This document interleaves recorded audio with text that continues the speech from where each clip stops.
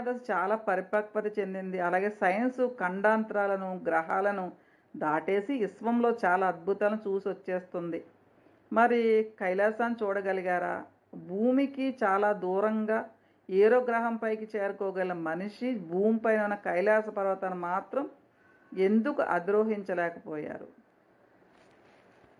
ప్రపంచంలోనే ఎత్తైన ఎవరెస్ట్‌ని ఎక్కగలిగిన వాడికి అంతకంటే 2200 మీటర్లు తక్కువ ఎత్తున్న కైలాస పర్వతం ఎక్కటం కష్టమా? కైలాస పర్వతం ఎత్తు 6638 మీటర్లు. ఆక్సిజన్ సరిగా అందని ఎవరెస్ట్‌ని ఎక్కగలిగిన వారు ఆక్సిజన్ లెవెల్స్ సక్రమంగా ఉన్న కైలాస పర్వతాన్ని మాత్రం ఎందుకు ఎక్కలేకపోయారు? ప్రపంచంలో ఎవ్వరూ ఇంతవరకు కైలాస పర్వతాన్ని అధిరోహించలేదా? దీనికి సమాధానం ఎక్కలేదని, కేవలం ముగ్గురు మాత్రమే అధిరోహించగలిగారనేది వాస్తవం. మరి వాళ్ళు ఏమయ్యారు? ఏం చెప్పారు? అసలు వారెవరు? అని వివరాల్లోకి వెళ్దాం. చంద్రుడిని, ఇతర గ్రహాలను, వాటి ఉపరితలాలను ఫోటోలు, వీడియోలు తీసి అక్కడ ఏముందో అణువణువు చెప్పగలుగుతున్న నేటి సైంటిస్టులు హెలికాప్టర్ పంపించి, డ్రోన్లను పంపించి వాటి ద్వారా కైలాస శిఖరంపై ఏముందో కనుక్కోలేరా? ఇలాంటి ప్రశ్నలన్నిటికీ సమాధానం ఈ వీడియో. అందుకే ఎక్కడ స్కిప్ చేయకుండా చూడండి. ఇటు పురాణాలు, సైన్స్ పరంగా ఇంకా యథార్థ రుజువులతో వివరిస్తాను. మహాశివుని అనుగ్రహం లేనిదే ఎవ్వరూ ఎక్కడికి చేరుకోలేరు. ఇదే ఇతిహాసాలు చెబుతున్న సత్యం, చరిత్ర చెబుతున్న గుణపాఠం. ఇతిహాసాలు పరికించి అత్యంత భక్తిపరుడు, అత్యంత శక్తివంతుడు ఎవరు అంటే రావణ బ్రహ్మ. నాకైతే రావణ బ్రహ్మే గుర్తొస్తాడు. నిజమే కదా?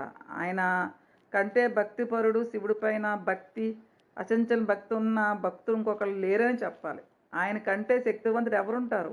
అంత భక్తి శక్తి కలిగిన ఆ రావణాసుడు తల్లికి ఇచ్చిన మాట కోసం ఈ కైలాస పర్వతాన్ని అధిరోహించాలనుకున్నాడు.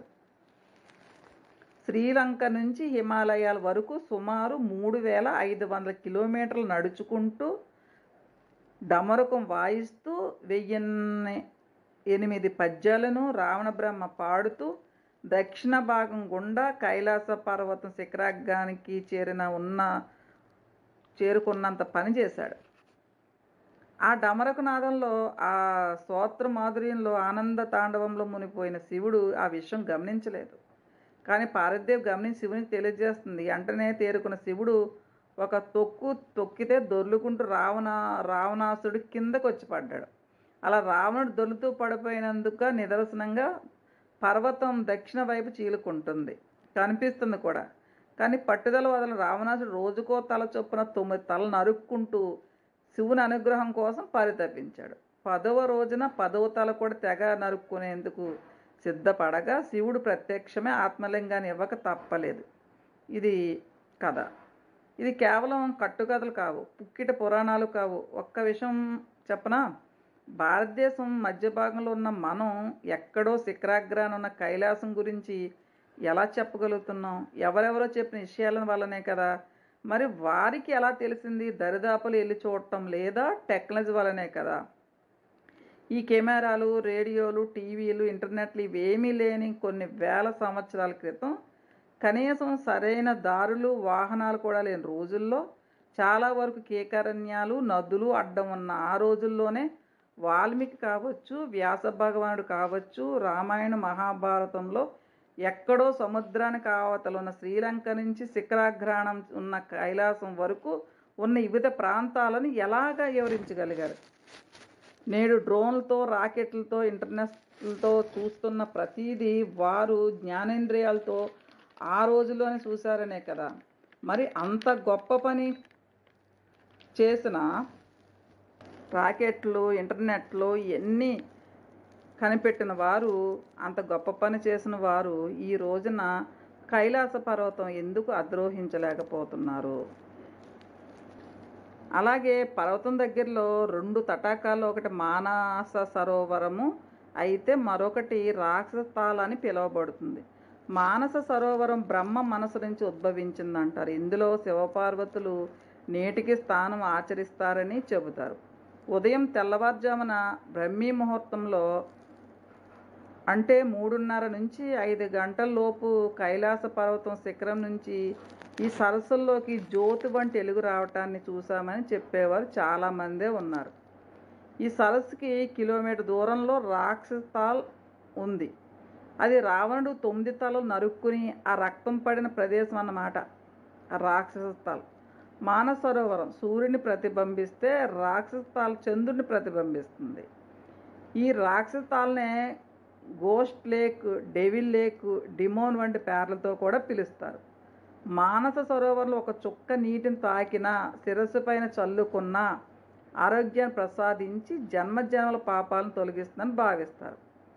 అదే రాక్షస తాల్ నీటిని తాకటం కానీ సేవించడం కానీ చేస్తే రోగాల పాలవుతారని నమ్ముతారు. అందుకు కారణం మానసరోవరంలో నీరు స్వచ్ఛతకు భరోసాగా ఉంటే రాక్షస తాల్ నీరు చాలా ఉప్పుతో కూడి ఉంటుంది.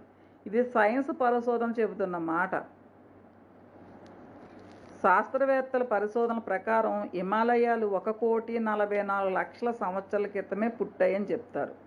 సుమారు 15 కోట్ల సంవత్సరాల క్రితం మన భూమికి ఇప్పటిలాగే 7 ఖండాలు కాకుండా 2 మహాఖండాలుగా, అంటే గోండ్వానాలాండ్, లారాసియా అనే 2 భాగాలు ఉండేవట.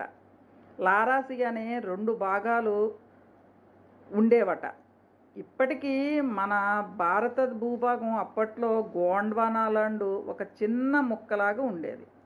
కోట్ల సంవత్సరాల పాటు నెమ్మదిగా జరుగుతూ ఇప్పటికి ఆసియా ఖండంలో మరో ముక్క లాంటి భాగాన్ని బలంగా ఢీకొట్టింది. అలా ఢీకొన్న చోటని హిమాలయ పర్వతాలు పైకి పొడుచుకొని వచ్చాయి. ఈ రకంగా హిమాలయ పర్వతాలు పుట్టాయి.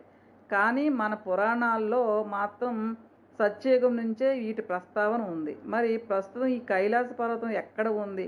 మన భారతదేశం, మన హిందువులు ఎంతో గొప్పగా చెప్పుకునే కైలాస పర్వతం ప్రస్తుతం టిబెట్లో ఉంది. అంటే చైనా ఆక్రమణలో ఉంది. చైనా మన భారతదేశం నుంచి 43,000 చదరపు అడుగుల మైళ్ళ భారత భూభాగాన్ని ఆక్రమించుకుంటే అందులో హిమాలయాలు, కైలాస పర్వతం కూడా వారి ఆక్రమణలో భాగమైపోయాయి. అప్పట్లో నెహ్రూ గారు ఈ ప్రాంతాన్ని పనికిరాని బంజర భూమని అభివర్ణించారని ఒక చెడ్డ పేరు కూడా ఉంది. కానీ చైనా వారు మాత్రం కైలాస పర్వతం మీద పరిశోధన చేస్తూ ఆధ్యాత్మికంగా అక్కడ ఉన్న అద్భుతమైనగా గుర్తించి తెలుసుకోవాలని చాలా ప్రయత్నాలు చేశారు. 1990 నుంచి 1996 వరకు ఇలాంటి ప్రయత్నాలు చాలా జరిగాయి. అందులో కొన్ని చెప్పుకుందాం. రష్యాలో ఉండే లారెన్స్ డిసోజా అనే ఒక పర్వతారోహకుడు కైలాస శిఖరం ఎక్కాలనుకున్నాడు. 8,848 మీటర్లు ఎత్తైన ఎవరెస్ట్ని 7,000 మంది ఎక్కగలిగినప్పుడు మనం ఎందుకు ఎక్కలేమని ఛాలెంజింగ్గా తీసుకున్నాడు. చాలామంది అతని నిర్ణయాలు వ్యతిరేకించారు. ఈ ప్రయత్నం మానుకోమని చెప్పారు. కానీ అతడు దృఢమైన పట్టుదలతో కైలాస పర్వతం ఎక్కటం ప్రారంభించాడు. ఆయనకి ఆ పర్వతం ఎక్కటానికి కావాల్సినంత ధైర్యం, నమ్మకం ఉంది. కానీ సగం ఎత్తు చేరుకోకముందే అతను ఊపిరి తీసుకోవటానికి ఇబ్బంది పడసాగాడు. అక్కడ ఆక్సిజన్ సక్రమంగానే ఉంది, కానీ ఊపిరి తీసుకోవడం కష్టంగా మారింది. అంతేకాదు, మరి కొంత దూరం ముందుకు సాగుతుంటే గుండు కొట్టుకునే యాగం ఎక్కువయ్యింది. అయినా అతను ఇంకా ముందుకి వెళ్ళాలని సాహసించాడు. కాకపోతే అప్పుడే అతను కొన్ని విషయాలు గమనించాడు. తన గోళ్ళు చాలా త్వరగా పెరిగిపోతున్నాయి, ఎంట్రుకలు త్వరగా తెల్లబడుతున్నాయి, తన శరీరం తొందరగా వృద్ధాప్యంలోకి వెళ్ళిపోతున్నట్టు స్పష్టంగా తెలుస్తుంది. దానికి తోడు ఏదో అదృశ్య శక్తి తన ముందుకు రావద్దని, వెనక్కి వెళ్ళిపోమని పదే పదే హెచ్చరిస్తున్నట్లు స్పష్టంగా అనిపించింది. వేసే ప్రతి అడుగు మంచులో కూరుకుపోతున్నట్లు వెనక్కి తీయాలంటే చాలా బరువుగా అనిపిస్తుందంట. ఎంతగానో ఆలోచించి అక్కడ ఖచ్చితంగా మనిషికి అంతు చిక్కని అద్భుతమైన అదృశ్య శక్తి ఉందని నమ్ముతూ ఎవరెస్ట్ ఎక్కగలిగిన అతను కైలాస పర్వతం మధ్యలోనే ఎక్కడం ఆపేసి వెనక్కి వచ్చేశాడు. వెనక్కి వస్తున్న కొద్దీ గుండె కొట్టుకుని యాగం సాధారణ స్థితికి చేరుకోసాగింది. అలాగే శ్వాస తీసుకోవడం కూడా మామూలు అయ్యింది. ఇంకోసారి 2004 డిసెంబర్లో మాస్కో నివాసుల రష్యా అకాడమీ ఆఫ్ న్యాచురల్ సైన్స్కి చెందిన పర్వతారోహకులైన తండ్రి యూరి మరియు అతని కొడుకు కైలాసం పర్వతం ఎక్కటానికి ప్రయత్నం చేశారు.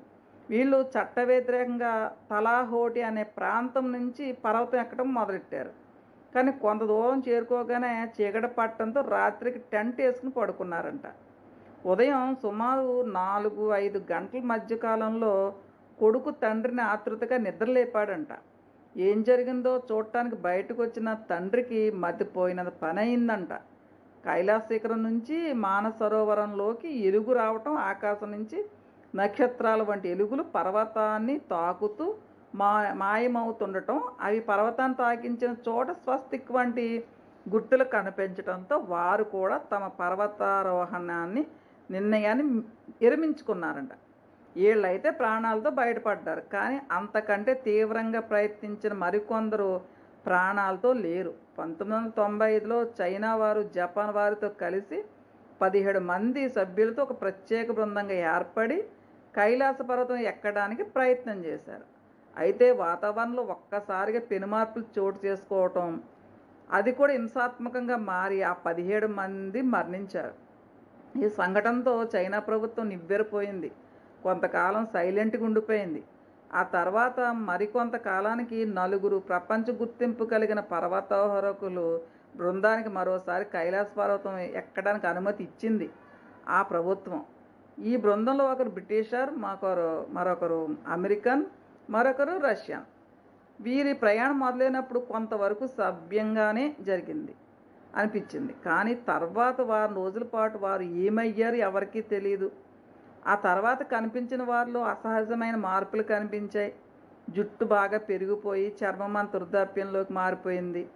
తీవ్రమైన అనారోగ్యంతో ఆసుపత్రి పాలై చివరికి ఆ 4 మృత్యువాత పడ్డారన్నమాట. ఆ తర్వాత నడక ద్వారా పైకి చేరుకోవటం అసాధ్యమే అని భావించి చైనా ఈసారి హెలికాప్టర్లో పర్వతం పైకి చేరడానికి ప్రయత్నం చేసింది. హెలికాప్టర్లో వెళ్ళిన బృందానికి కొంతసేపు ఆ ప్రకృతి చాలా అందంగా కనిపించింది. కానీ ఎప్పుడైతే వారు కొంచెం పైకి చేరాలని ప్రయత్నించడం మొదలుపెట్టారో అప్పటి నుంచి ప్రకృతిలో స్పష్టమైన మార్పులు రావటం, ఇంకా వాటిని తట్టుకొని ముందుకు పోవాలని కొద్దీ వాతావరణం భయంకరంగా మారిపోవటం జరిగింది. అప్పటి వరకు ఆహ్లాదకరంగా ఉన్న వాతావరణం అకస్మాత్తుగా భయంకరంగా మారిపోవటం వారు ప్రత్యక్షంగా చూశారు. అప్పటికప్పుడు విపరీతంగా మంచు రావటం కనిపించింది. ఇంకా పరిస్థితి విషమించి మంచు కొండలు బ్రద్దలై ఆ మంచు ప్రవాహంలాగా తమ వైపు తీసుకురావడం జరిగింది. ఉరుములు మెరుపులతో భయంకర మంచు వర్షం మొదలైంది. దీంతో హెలికాప్టర్ ప్రయాణం ప్రమాదంలో పడింది. చివరికి ఎలాగోలాగా వెనక్కి వచ్చేయాల్సి వచ్చింది.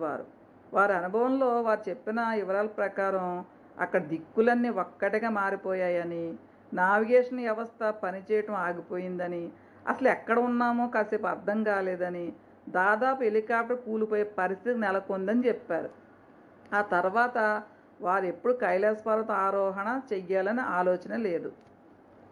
ఇంత మిస్టరీ ఎందుకు జరుగుతుందో అందరూ చెప్పేది ఒక్కటే మాట, కొంత దూరం చేరుకోగానే ఇక్కడికి రావద్దు, వెళ్ళిపోండి అనే బలమైన సంకేతాలు చాలా స్పష్టంగా వినిపించడం, చెవులకు ఒక రకమైన శబ్దం వినిపించడం మొదలవుతుంది. అది హెలికాప్టర్ శబ్దంలాగా అనిపించిన తర్వాత పరిశీలనగా వింటే డమరుకం నాదంలాగా అనిపిస్తుంది. ఇంకా శ్రద్ధంగా వింటే ప్రణవనాదంలాగా, అంటే ఓంకారం వంటి శబ్దం చాలా స్పష్టంగా వినపడుతుంది. ఈ శబ్దం ఎందుకు వస్తుందని ప్రశ్నకు మంచు చర్యలు ఇరిగి పట్టడం వలన వచ్చిన శబ్దం కావచ్చని శాస్త్రవేత్తలు సమాధానం చెప్తున్నారు. ఇంకో విషయం ఏంటంటే కొంత దూరం వెళ్ళాక అసలు తాము వచ్చిన మార్గం పూర్తిగా మారిపోతుందంట. ఆ పర్వతం కూడా మాటి మాటి తన ఆకారాన్ని, ప్రదేశాన్ని మార్చుకుంటుందంట. అంతవరకు చేరిన వారికి తాము వచ్చిన మార్గం ఏదో తెలుసుకోవడం చాలా కష్టమైపోతుందంట. ఇదంతా ఎందుకు జరుగుతుందనే ప్రశ్నకు సైన్స్ ఇచ్చే సమాధానం, మనిషికి కేంద్రంగా నాభి ఎలా ఉంటుందో అలాగే భూమి కేంద్రంగా ఈ కైలాస పర్వతం ఉంటుందంట అని చెప్తున్నారు. ఈ కైలాస పర్వతం ఆధారంగా చేసుకుని సమస్త భూమండలం పనిచేస్తుందన్నమాట. దీనికి తార్కాణంగా ఈ కైలాస పర్వతం నుండి ఉత్తర ధ్రువం 6664 కిలోమీటర్ల దూరంలోనే, దానికి సరిగ్గా రెట్టింపు దూరంలో అంటే 13,328 కిలోమీటర్ల దూరంలో దక్షిణ ధ్రువం ఉండటం రుజువైంది. ధ్రువం వద్ద 4 దిక్కులు కలుస్తాయి కనుక ఇక్కడ నావిగేషన్ వ్యవస్థ పని చేయదు. అంటే దిక్కు చూసి ఇక్కడ అస్సలు పని చేయదన్నమాట. 1999లో రష్యాకు చెందిన పరిశోధకులు డాక్టర్ ఎన్స్ ముల్తాసేవ్ చైనా ప్రభుత్వం తరపున వారి పరిశోధన ముగిశాక where do we came from అనే పుస్తకంలో ఈ కైలాస పర్వతం గురించి చాలా రాశారు. ఆ పర్వతం ప్రకృతి సిద్ధంగా పుట్టిందని అనిపించట్లేదు. స్ఫటికం, బంగారం, రూబీ, నీలం వంటి వాటితో ఎవరైనా మానవాతీత అలౌకిక శక్తులు లేదా ఏలియన్స్ వంటి వారు తయారు చేసిన అతిపెద్ద పిరమిడ్ లాగా ఉందని రాశారు. రాత్రి సమయంలో ఆ పిరమిడ్ నుంచి వింత శబ్దాలు వస్తుండేవని, అది సాధారణ విషయం కాదని, అందులో న్యూక్లియర్ వంటి శక్తి ఏదో ఉందని ఆయన రాశారు.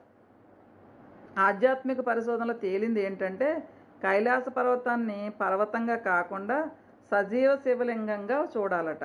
అందుకే సహేతుకంగా పిరమిడ్ ఆకృతిలోని ఈ పర్వతం 4 వైపులా 4 రంగుల్లో స్ఫటికం, బంగారం, రూబీ, నీలం దర్శనమిస్తుంది.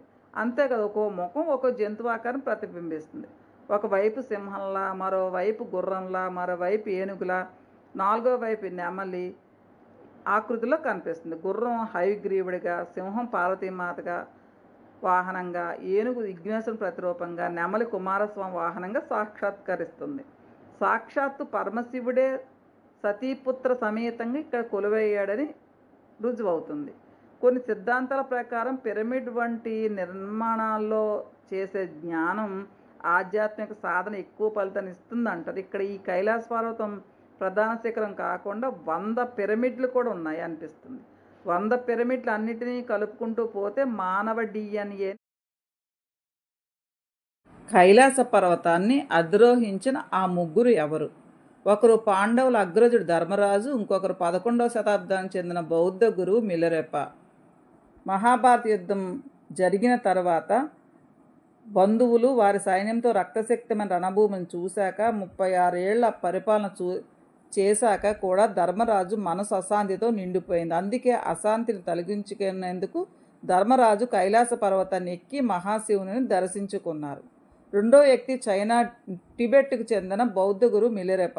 ఇతని గురించి చెప్పాలంటే 1928 సంవత్సరంలో ఆయన కైలాస పర్వతం ఎక్కారని కొన్ని చోట్ల ప్రస్తావించబడింది. అది తప్పు. ఆయన 11వ శతాబ్దంలోనే అధిరోహించారు. ఆయన జీవించిన కాలం 1040 నుంచి 1123 సంవత్సరం మధ్యకాలంలో. ఆయన కైలాస పర్వతం ఎక్కిన తర్వాత ఆయన గొంతు మూగబోయింది. మరి పైన ఏం జరిగింది, కైలాస శిఖరంపై ఏముందో చెప్పగలిగేది ఆయన ఒక్కరే. అలా అంటే ఆయన గొంతు ఎందుకు మోగబోయింది? దైవశక్తి వలన మాట్లాడే శక్తి కోల్పోయాడా, లేక అక్కడ చూసింది ఎక్కడా చెప్పకూడదని శివుడే శాసించాడా, లేక తనకు తానే అక్కడ ఏముందో చెప్పడం ఇష్టం లేక మౌనం ధరించాడా అనేది మిస్టరీగానే ఉంది. పురాణాల్లో ఒక ముఖ్యమైన వాదన బలపరుస్తుంది. కైలాస పర్వతం ఎక్కాలంటే యమద్వారం దాటుకుని వెళ్ళాలంట. అక్కడ సాక్షాత్తు యమధర్మరాజే కాపలా ఉంటాడు. ఒకసారి ఆ ద్వారం దాటాక వెనతిరిగి చూడకూడదంట. అలా చూస్తే యమధర్మరాజు శక్తిని అవమానించినట్లు అవుతుంది. అందుకే యమద్వారం దాటిన వారు వెనక్కి రావటం జరగదు. మరి మిలరెప ఎలా వెనక్కి రాగలిగారు? కైలాస పర్వతాన్ని అధిరోహించిన వారిలో ధర్మరాజు గురించి పురాణాలు చెబుతుంటే నేటి చరిత్ర మిలరెప గురించి చెబుతుంది. ఇక్కడే చాలామంది చేస్తున్న ఘోరమైన తప్పిదం. 8వ శతాబ్దంలో పిన్న వయసులో కన్యాకుమారి నుండి కైలాసం వరకు 3 సార్లు పాదయాత్ర చేసిన జగద్గురు ఆది శంకరాచార్యులు కూడా కైలాసాన్ని అధిరోహించారు. అందుకు నిదర్శనం ఆయన కైలాసం నుంచి తెచ్చి ప్రతిష్ఠించిన స్ఫటిక లింగాలు. 2001 నుంచి ఆ పర్వతారోహణాన్ని నిషేధించింది చైనా. కేవలం దర్శించడానికి మరియు ఆ పర్వతం చుట్టూ ప్రదక్షిణ పరిక్రమ చేయడానికి మాత్రమే. మానస సరోవర యాత్రకి వెళ్ళేవారు కైలాస పర్వత ప్రదక్షిణ చేస్తారు. ఒకే రోజులో ప్రదక్షిణ పూర్తి చేస్తే పాపాలన్నీ నశించి మోక్షం లభిస్తుందని భావిస్తారు. కాకపోతే ఒక్క రోజులో 52 కిలోమీటర్లు నడవగల శక్తి ఎంతమందికి ఉంటుంది? ఎటువంటి వారికైనా కనీసం 4 రోజులు పడుతుంది. కానీ చాలా తక్కువ మంది 15 గంటల్లో పూర్తి చేసిన వారు కూడా ఉన్నారు. మానస సరోవరం పక్కనే రాక్షస సరోవరము పక్కనే ఉంటుంది. కానీ మానస సరోవరం విషమతుల్యముగా ఉంటుంది. అక్కడ నెగిటివ్ ఎనర్జీస్ కూడా ఉంటుంది. అక్కడ స్నానం చేయటానికి వీలు ఉండదు. ఎందుకంటే అక్కడ పావు గంట కన్నా ఎక్కువ ఉన్నట్లయితే అక్కడ నెగిటివ్ ఎనర్జీస్ అన్నీ మనకు అబ్జర్వ్ అవుతాయి. కాబట్టి అక్కడ పావు గంట కన్నా ఎక్కువ యాత్రికుల్ని ఉండనివ్వరు. అదే మానస సరోవర యాత్రలో కూడా బార్డర్ లిమిట్స్ అనేది ఉంటుంది. బార్డర్ లిమిట్ దాటి లోపలికి వెళ్ళినట్లయితే అక్కడ మనకి ఈసా కూడా క్లోజ్ చేస్తారు. చాలా కూడిన షరతులు పరిమితులతో పాటు ఈ ప్రయాణం జరుగుతుంది. ఇలాంటి గొప్ప కైలాస యాత్ర అనేది చెయ్యాలనుకుంటే తగిన టూర్ అండ్ ట్రావెల్స్ వాళ్ళని సంప్రదించాలి. మినిమం దీనికి అయ్యే ఖర్చు 3,50,000 నుంచి 4 లక్షలు రమ్మి ఒక పర్సన్కి అవుతుంది. తప్పనిసరిగా పాస్పోర్ట్ ముందే ఉండాలి. హెల్త్ పరంగా కూడా గుడ్గా పర్ఫెక్ట్గా ఉంటేనే ఈ యాత్రను సులభం చేయగలం. కానీ ఆరోగ్యవంతులు కూడా ఈ యాత్రను చేసేటప్పుడు ఎన్నో కష్ట నష్టాలు ఎదుర్కోవటం తప్పదు. ఏదేమైనప్పుడు కూడా కైలాస పర్వతం యాత్ర చెయ్యాలంటే, మానస సరోవర యాత్ర చెయ్యాలంటే కనుక మనము డబ్బుతో పాటు ఆరోగ్యంగా హెల్తీగా ఉండటం మట్టుకి తప్పనిసరి. Thank you.